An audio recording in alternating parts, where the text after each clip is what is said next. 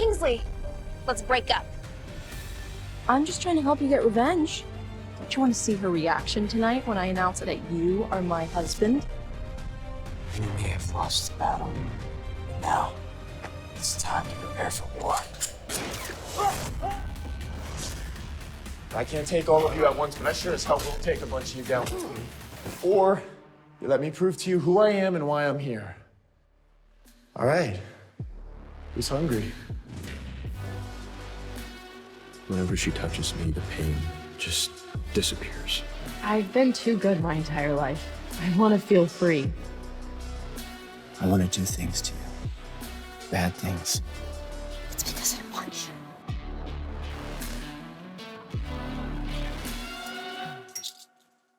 You have a curfew.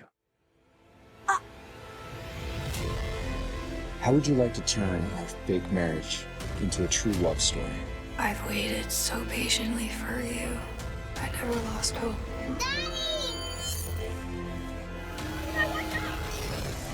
You lied to him and you sabotaged our marriage. This makes me feel safe. Let's go home. We failed you. Horribly. But that ends now. Even wilted flowers can bloom again someday.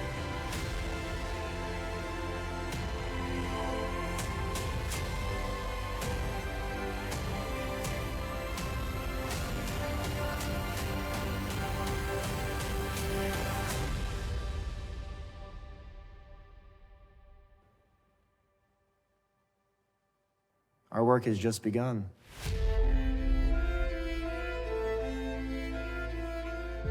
I'd love to introduce our guests today who are responsible for all that magic you just saw. We have Bo Fan Zhang, executive producer for ReelShort, Anin Fan Zhang, creative producer, and Yang Qian. Thank you so much for being here.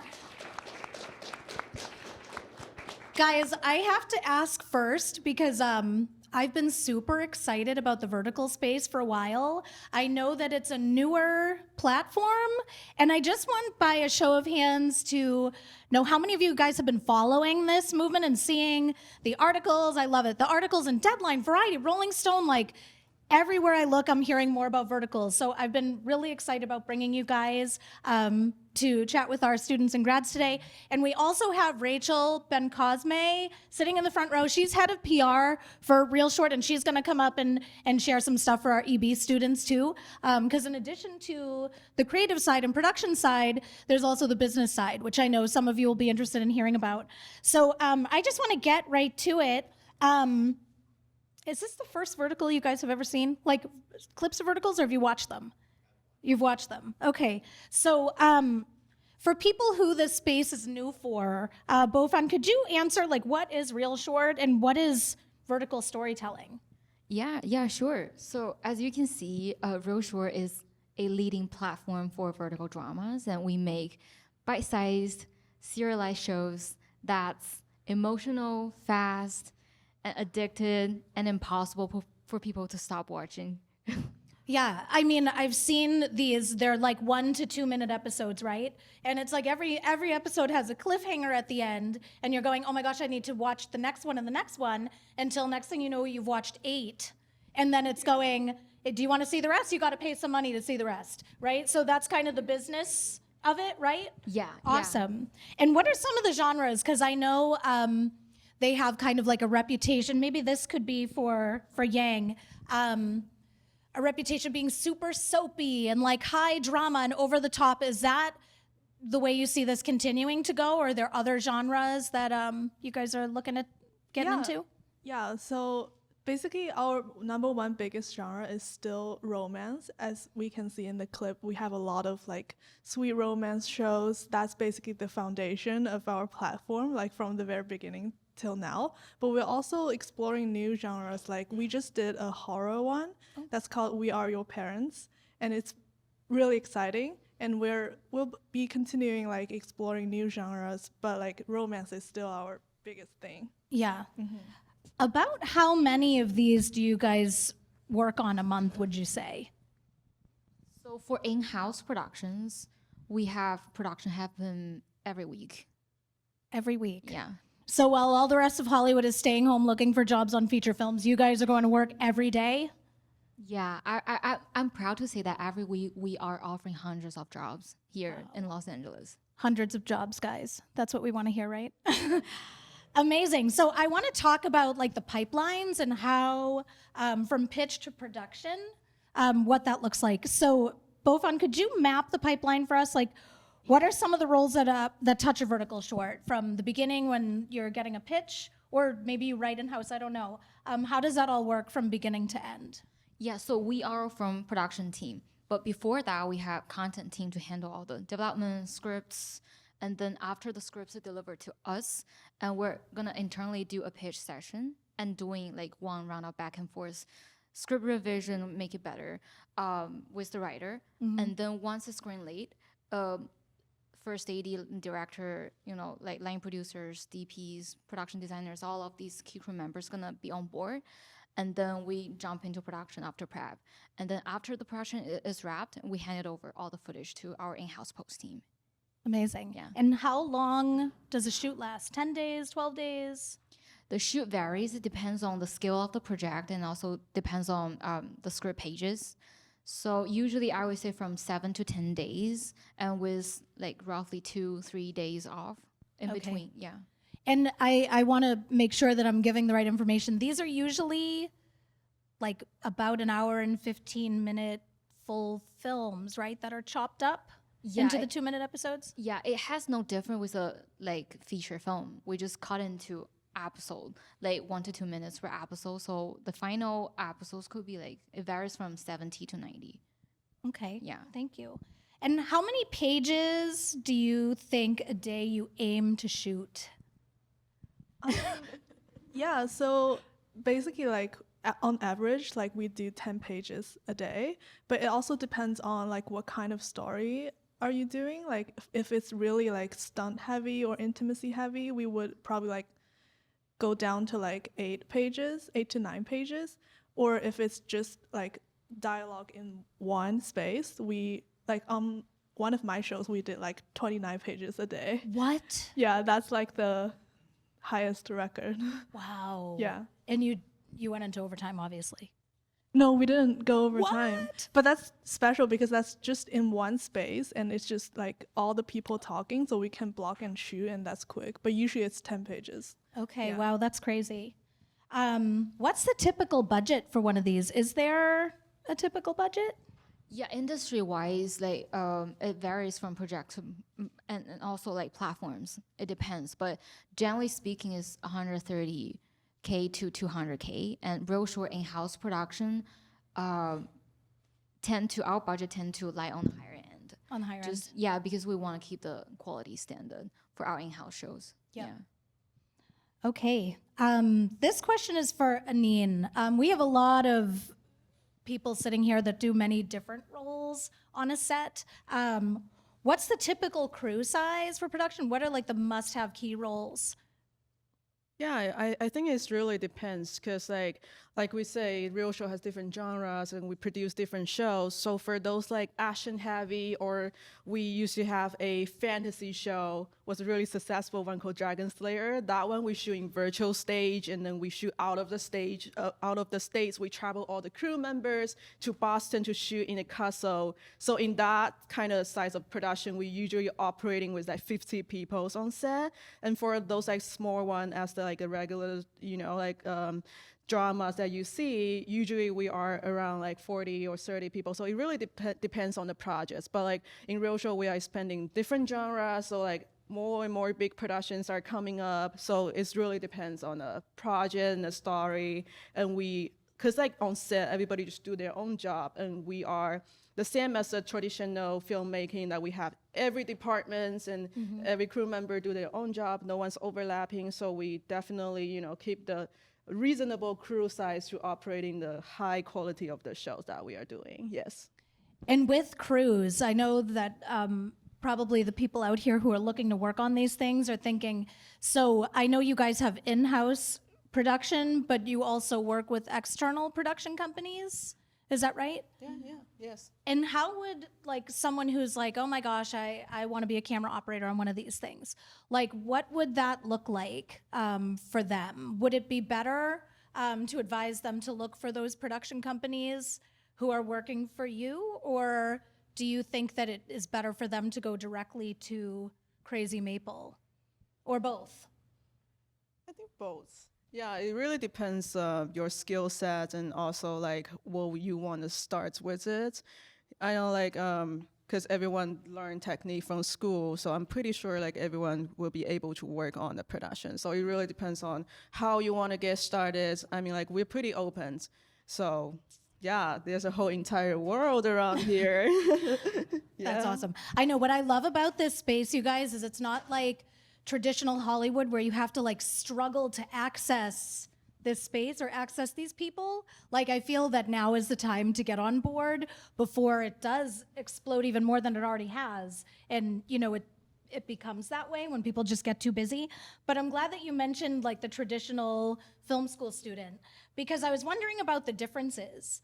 I don't know if any of you guys went to film school or if you've worked on other things that this is super different from the way a traditional set works. What are some of the differences as far as shooting, directing, producing this space versus more traditional spaces? And maybe Bofan, could you answer that one? Yeah, sure. So in terms of producing, I wouldn't say there's major difference between producing a vertical show and a vertical, not a traditional film television project, just because like everything is the same because we're making a movie anyways, the end of the day. But we're just filming in a different grammar. For example, vertical shows are set to be faster, more emotional, and we need to move faster on set.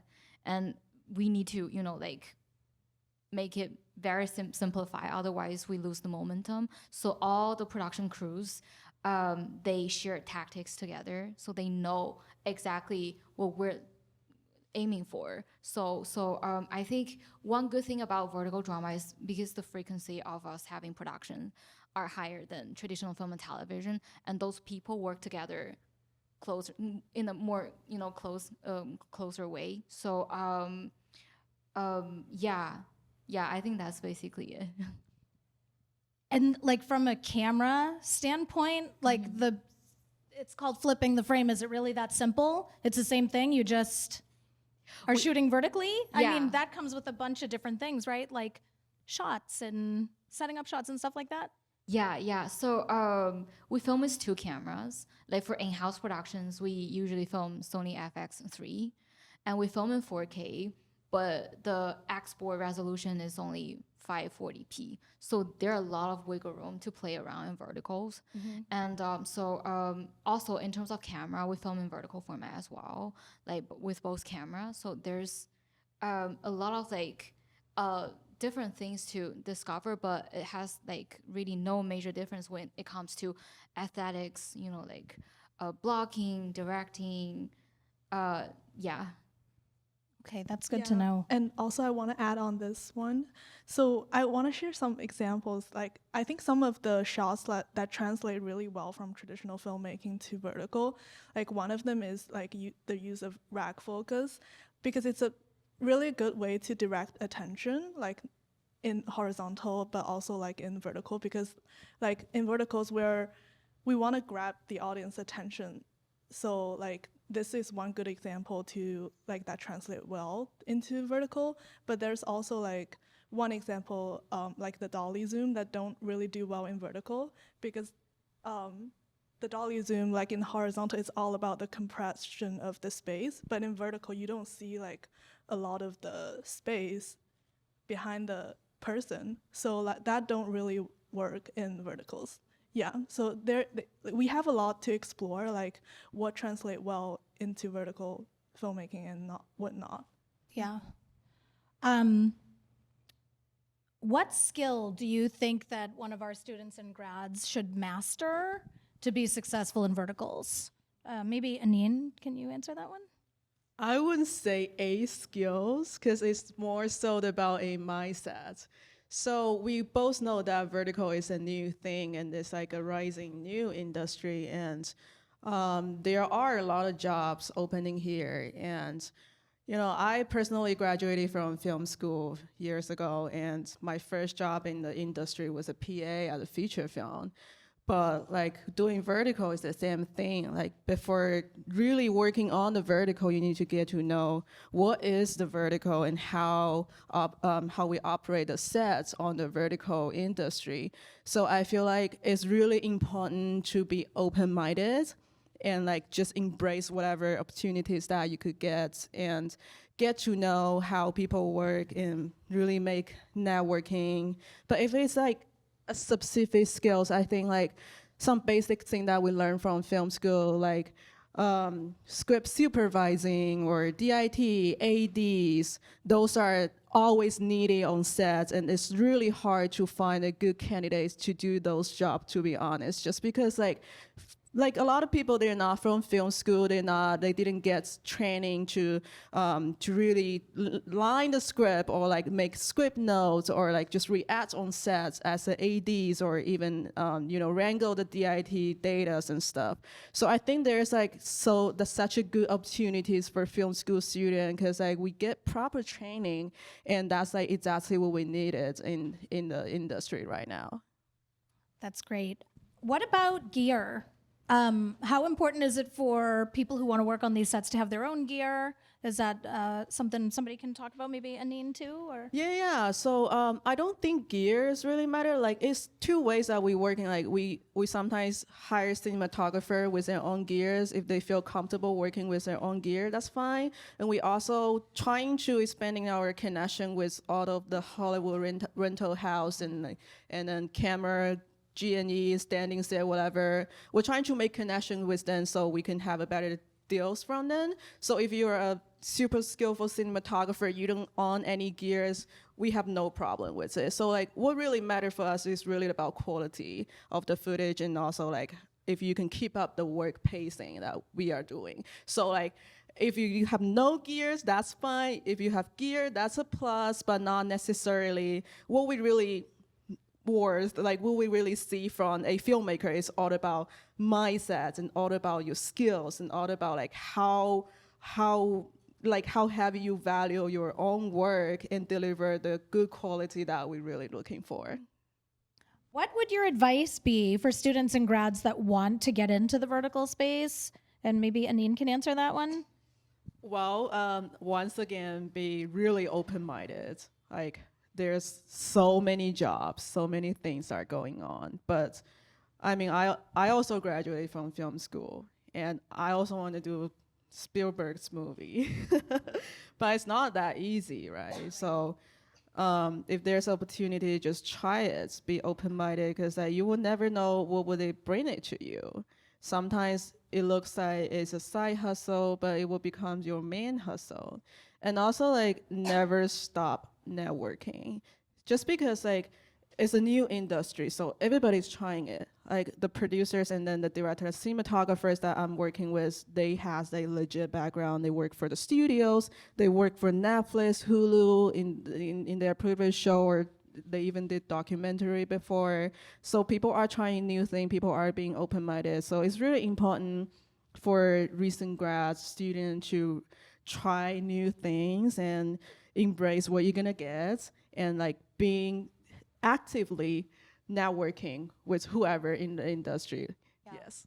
It's also moving in this direction. Like I feel like when I have conversations about verticals, it reminds me of whenever there's been a big shift in an industry or a disruption. Exactly. There's pushback, there's like, oh, I don't know about that, I don't know if I want to do that. And the people who get on board early are the ones who win, like yourselves, right? Like back when YouTube came out and people kind of scoffed at it, and now like we see that it's legit and it's not going away, and I think that's what's going to happen here. Yeah, and once again, so vertical right now, we are adding more and more production values. So that's why we really need some experts. We need professional filmmakers to join us. Like we produce a lot of fantasy show, action shows, and those are shows that we really, really need good crew members to work with us together. So it's all about collaborations. Yeah. Yang, what do you think the most realistic? It sounds like there's plenty of entry points, but what would you think, like, traditionally we go get a job as a PA? Like, is that the best entry point for someone new here? Or do you feel like someone could walk in and do what you did and go, sure, I'll produce this vertical and figure it out? You know, what do you suggest? Yeah, I think it depends on like what department you're in. Like for verticals, it's not like you have to start as like the very entry point level, like PA. For example, if you are like mostly like doing producing, like in production, you can start as like UPM, line producer. I would say line producer is like a good entry point if you have the skill set. And then if you're doing like, for example, like if you work in camera, like probably like first AC or key grip would be a good position. Yeah. And when you guys are looking to bring people on, how important is it for you to be able to see some of the work they've done? Like, some, you know, traditionally you send a resume and a link to your reels. Is that the way that you guys are kind of looking at candidates for these roles, like showing what they've done already? Mm-hmm. Yeah. Yeah, mostly, but we also really value how you can keep up the pacing that we've been working on. Yeah. Because like 10 pages per day is not an easy thing to do.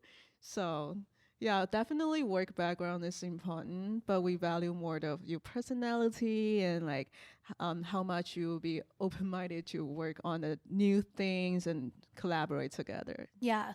And like for people who don't have professional set experience, student films, that would all be something you guys would consider and look at? Of course. Awesome. That's great to know.